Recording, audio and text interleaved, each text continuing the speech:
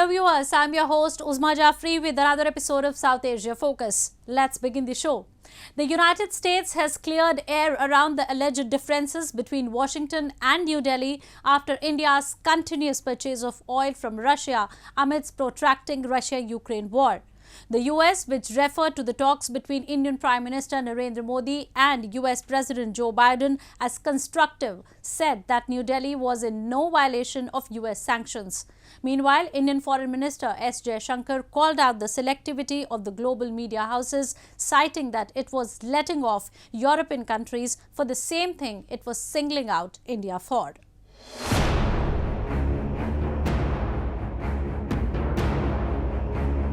The Russia-Ukraine war has entered 8th week and the world continues to gaze from the sidelines. Sanctions over Russia and coercive diplomacy have not been able to put a stop to the conflict that has taken a massive toll on civilians in Ukraine.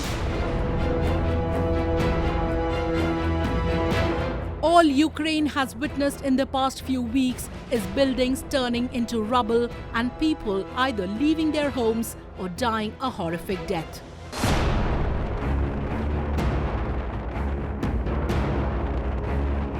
In the backdrop of this plummeting situation, the leaders of two biggest democracies, India and the United States, held a virtual dialogue this week.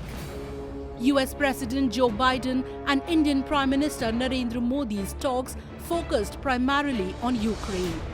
The talks took place as the United States seeks more help from India in applying economic pressure on Russia for its invasion of Ukraine.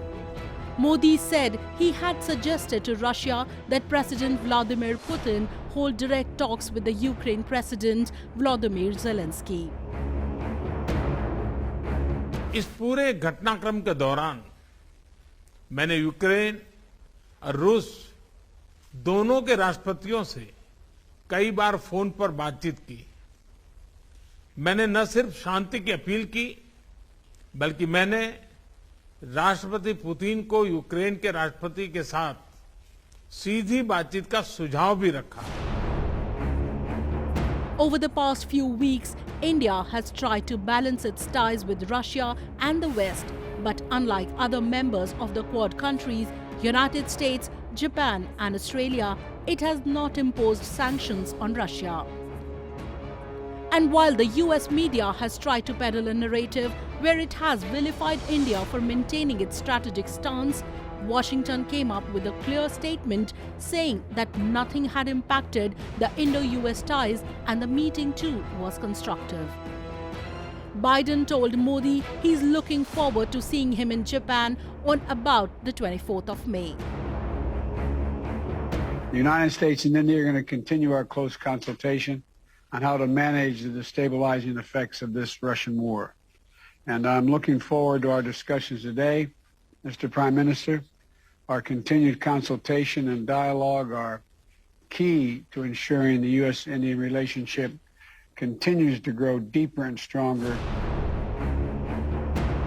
However, the interesting turn of events was witnessed post-2+2 dialogue where India busted the global media's reportage as conjunctures and selectivity have been the basis of their stories on Indian interests in the past few weeks. Indian Foreign Minister Subramaniam Jaishankar explicitly expressed that India knew what it was doing and all it wanted was peace. While the international community, with the support of international media, has been spinning the narrative that India has somehow been supporting Russia, Jaishankar called out that it was Europe which was doing more oil deals with Russia than India.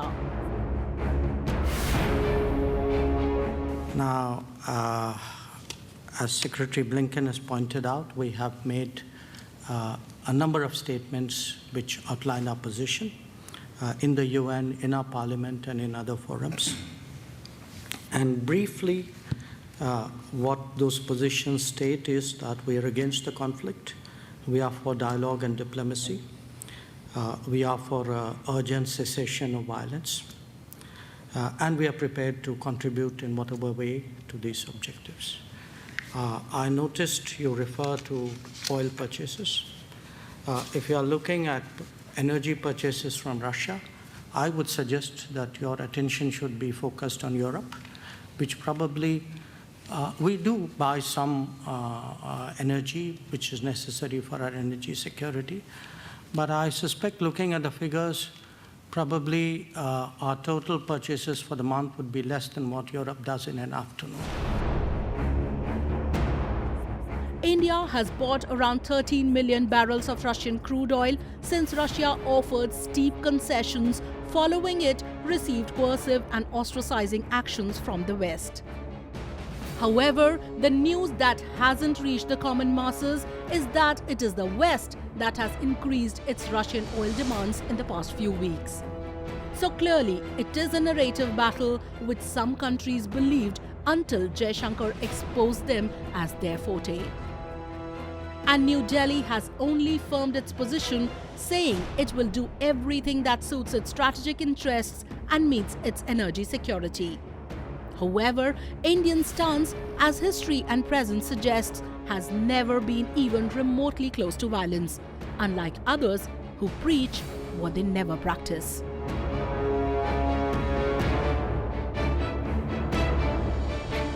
Moving on, Pakistan has a new Prime Minister now. After months of opposition campaign followed by a no-confidence motion, Imran Khan has been ousted as country's premier and replaced by former Prime Minister Nawaz Sharif's brother, Shehbaz Sharif.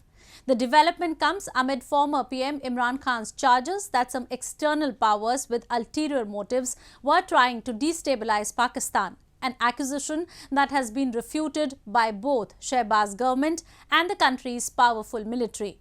Meanwhile, the experts have said that the new government faces massive challenges in front of it as Pakistan is going through its lowest point in economy with unprecedented inflation staring.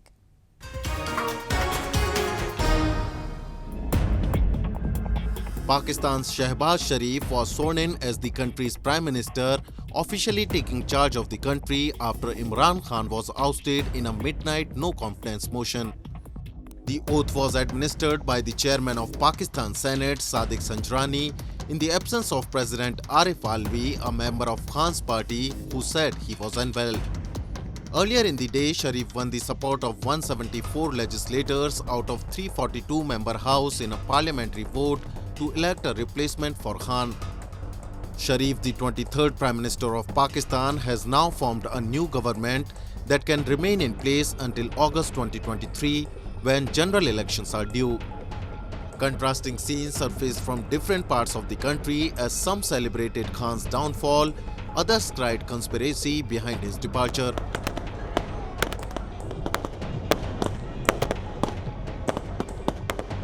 हम इस पे खुशी मनाने के लिए और जश्न मनाने के लिए आए हैं और अल्लाह का शुक्र अदा करने के आए हैं कि अल्लाह ताला ने इस पाकिस्तान की लाज रख ली ताकि ये तरक्की के सफर पर कामयाब रहे और इसकी तरक्की की मंजिलें शुरू हो जाएं.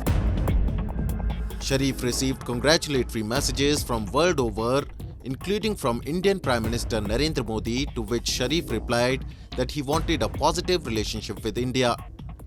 Meanwhile, the experts in the country said Sharif may have won the mandate, but it comes with massive responsibility as the country is going through turbulent times when the economy is in bad shape and the future doesn't appear promising. Pakistan has been in massive debt, with its friendly allies or international bodies bailing it out several times in past few years. Inflation has spiked to one of the highest levels. The new government, they said, was also required to prove legitimacy. The first challenge of Pakistan, that is how to manage the economy. Pakistan economy is in really bad shape. We see huge trade deficit. We see that there's been an erosion of foreign exchange reserves. The rupee is tumbling down. The energy sector crisis is intensifying. So this government ideally should take some unpopular decisions to fix the economy. Meanwhile, responding to the charges leveled by former Prime Minister Imran Khan of US behind his ouster, the military spokesperson refuted the allegations. वो जो input है वो दे दी गई है. जैसे मैंने कहा, एलामिये के अंदर बड़े वाज़े अल्फाज में लिखा हुआ है कि क्या था और क्या नहीं था. उसके ऊपर आप वाज़े तौर पे देख सकते हैं अगर कहीं उधर कॉन्स्पिरेसी का लफ्ज़ है क्या उस एलामिये में. मेरा नहीं ख्याल. Now Pakistanis are pinning their hopes on the new government. All they look for is a trouble-free life with low inflation rate, more employment and a better lifestyle. They hope that Sharif, who came to power on the plank of accusing the former PM of economic mismanagement, will definitely bring things back on the right track.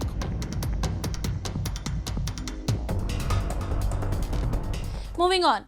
Sri Lanka is now grappling with two situations. One, the forex crisis, and two, the protests that have erupted due to the crisis. People have started camping outside the presidential office as they demand Gotabaya Rajapaksa's resignation. People say the economic mismanagement by the Rajapaksas is the real reason behind the current situation of people of Sri Lanka, and they needed to pave way for a more competent authority. Meanwhile, neighbouring India sent large consignments of rice, sugar under the $1 billion line of credit to help island nation in the middle of the crisis.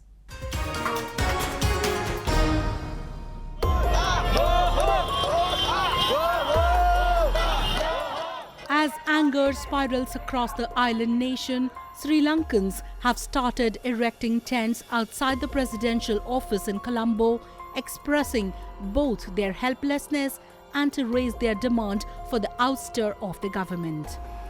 Anti-government, especially anti-Rajapaksa slogans can be heard in the backdrop as protesters tread through their daily chores and prepare and consume meals. They say they are not going to move until the situation improves, which according to them is only going to get better after the Rajapaksa resign. The camp is expanding in size by the day, and experts fear this could turn into another issue if the government doesn't come up with a solution immediately. We are try to give the message until you guys going home, we are staying. We are not going home. We are stay here and we are doing protests. That's why we are trying to tell until you guys and government, president and all the buggers are going home, we also stay here and we are doing our protest.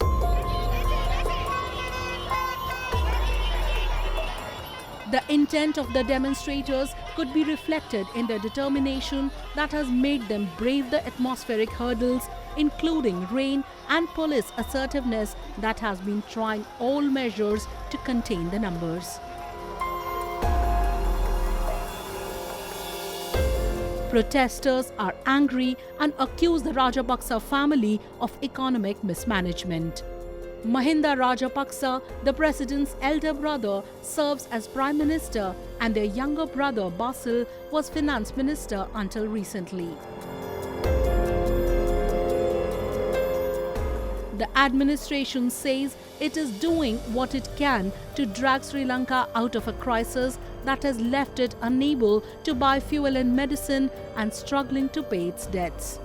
Mahinda Rajapaksa had earlier said in a televised address that the protests were hampering attempts to improve the situation. Some protesters said they would only leave if the Rajapaksas stepped down.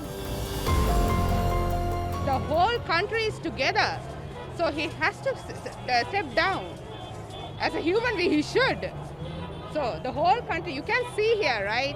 Now, I'm a mother, I have 2 kids. Now they are at home. I am here on behalf of them also. Not only my kids, there are a lot of kids who are next generation. We are fighting for them as well. This is not a fight actually. We are asking for our rights. Please do that.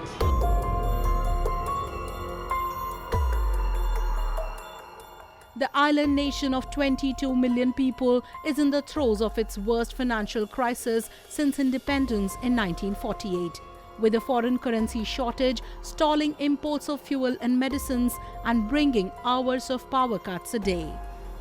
Sri Lanka is about to default on its debts. 2 of the world's largest credit rating agencies have warned. Fitch Ratings lowered its assessment of the South Asian nation, saying a sovereign default process has begun. S&P Global Ratings made a similar announcement and said that a default is now a virtual certainty. Colombo has been asking India and China for credit lines, food and energy. The Asian giants have already committed billions of dollars in financial support. India sent ships with sugar, rice and wheat to Sri Lanka. A rice shipment of 7,000 metric tons from India as a part of its $1 billion credit line to Sri Lanka reached the crisis-hit neighbor.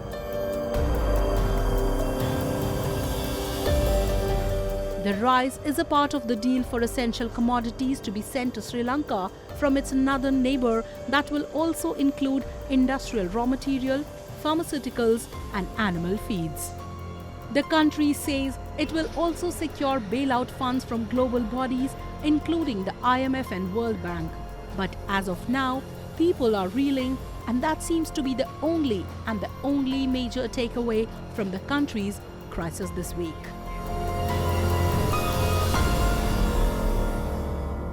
Time now for Asia This Week, the stories from across the continent.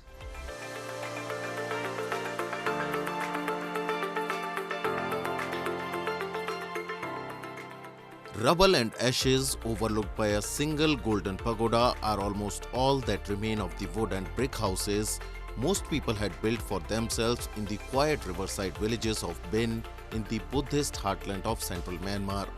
Bin is one of more than 100 villages partially or completely burned by Myanmar's military since the start of this year. It homes among more than 5,500 civilian buildings raised as troops try to suppress opposition to last year's coup, according to media reports collated by activist group Data for Myanmar. Dozens of satellite images supplied by US Earth imaging company Planet Labs and US Space Agency NASA show widespread torching of villages in the central part of the country. The photos, largely confirming the local media reports, are among the strongest evidence to date that the military is using widespread arson to step up its assault on resistance in the central Sagaing region. Military attacks and arson have led to large-scale displacements. According to the United Nations, more than 52,000 people fled their homes in the last week of February alone.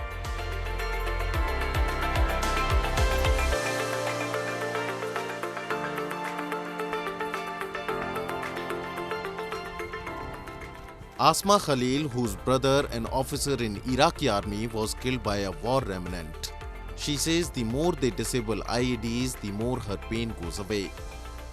The Swiss Foundation for Mine Action to clear minefields that each year cause deaths in Iraq has helped her start coping with the grief caused by her brothers passing away.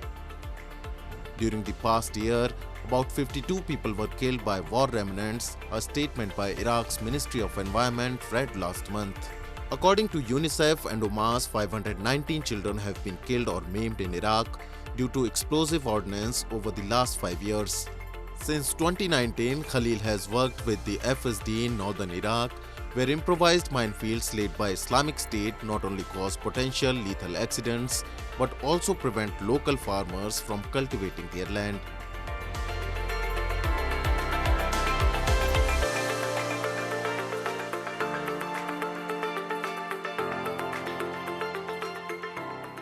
Casio is renowned all over the world for manufacturing calculators.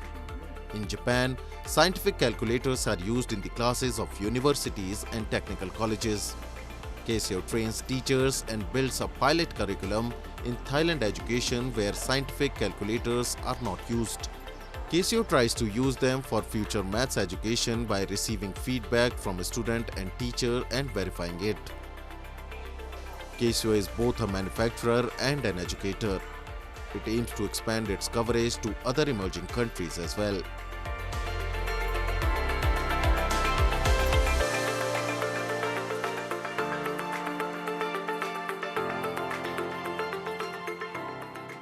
These tiny but talented bike riders are participants of the latest Riding Academy, which was organized by Yamaha Motors in Japan. Children ride these small motorbikes which are driven by advanced driving techniques.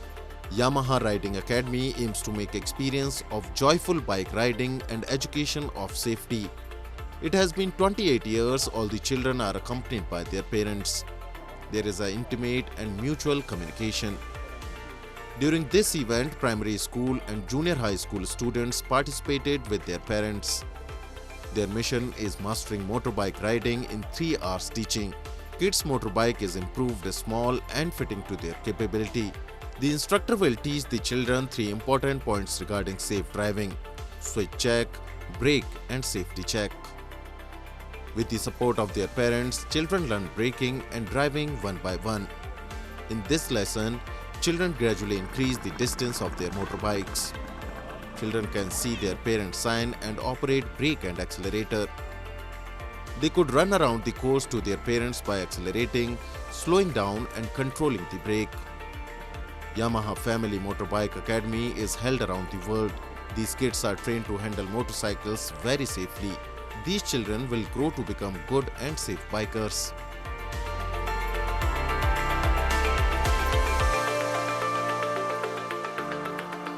Moving on. Being an agrarian society, India celebrates a number of harvest festivals that form an integral part of the country's cultural legacy, and over the centuries they have evolved in various forms. So today we'll take you to immerse in the festivities of 2 such harvest festivals, namely Bihu and Baisakhi, that are observed with much vigor across different parts of the country.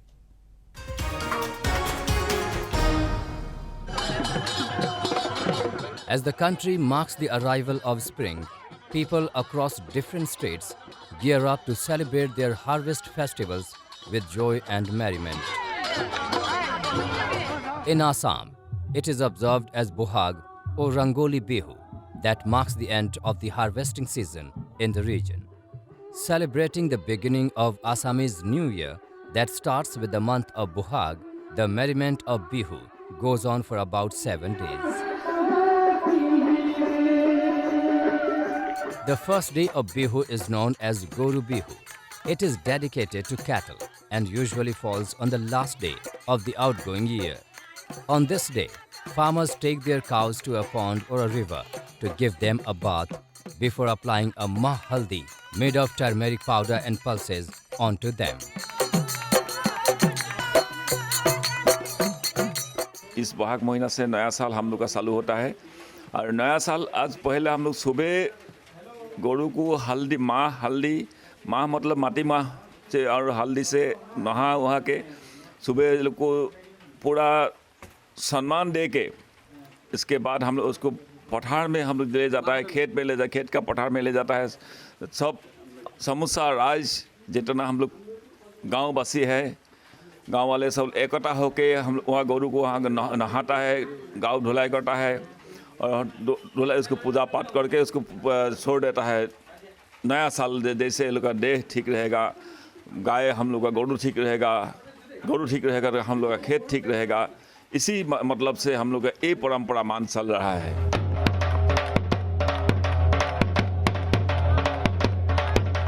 Baisakhi is another harvest festival that is mostly observed in the northern states of the country, especially Punjab and Haryana. An ancient festival of Hindus and a new year for Sikhs, the festival commemorates the formation of Khalsa Panth of warriors under Guru Gobind Singh in 1699. On this day, people get together and perform bhangra and gidda on traditional folk songs and dhols. ਅੱਜ ਤਿਉਹਾਰ celebrate ਕਰ ਰਹੇ ਹਾਂ। ਇਹਦਾ ਨਾਮ ਵਿਸਾਖੀ ਆ ਤੇ ਜਿਹੜਾ ਵਿਸਾਖੀ ਆ ਉਹ ਪੰਜਾਬੀਆਂ ਦਾ ਬੜਾ ਹੀ ਪ੍ਰਸਿੱਧ ਤਿਉਹਾਰ ਆ। ਇਸ ਦਿਨ ਕਿਸਾਨਾਂ ਨੇ ਮਤਲਬ ਕਹਿ ਸਕਦੇ ਆ ਕਿ ਅਸੀਂ ਜਿੱਦਾਂ ਇੱਕ ਫੈਮਿਲੀ ਦੇ ਵਿੱਚ ਧੀ ਪੁੱਤ ਨੂੰ ਪਾਲਦੇ ਆ, ਉਸ ਤਰੀਕੇ ਨਾਲ ਉਹਨਾਂ ਨੇ ਕਣਕ ਲਾਈ ਹੁੰਦੀ ਆ।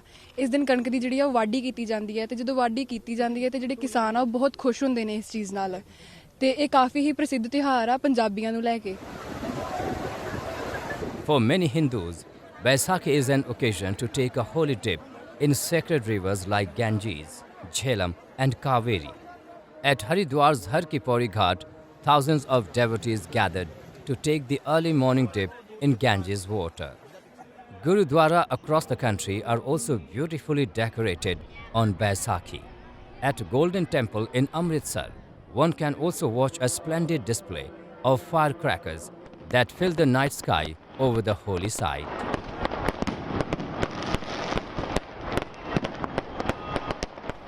Known by different names and celebrated in different ways across the country, harvest festivals beautifully showcase the beauty of India and its diverse culture and traditions. With that, we come to the end of this week's episode. See you next week. Goodbye and take care.